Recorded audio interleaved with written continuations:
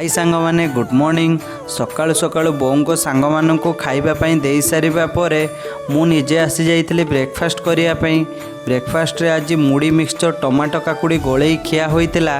वर्षा पाग होइतिबारु मार्केट रे किछि काम नथिला। मार्केट रे काम नथिबारु लंच टी आज शीघ्र होइतिला। लंच रे पखाळ सांग को साग भजा काकुड़ी आ मंजा तरकारी होइतिला।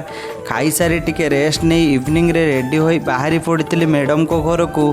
तापरे मैडम आउ सार को सांगरे धरी आमे आसी पहुँची जाइतिलु सत्संग केन्द्र पाखरे। देखु देखु सत्संग को आज 6 दिन पूरी जाइतिला।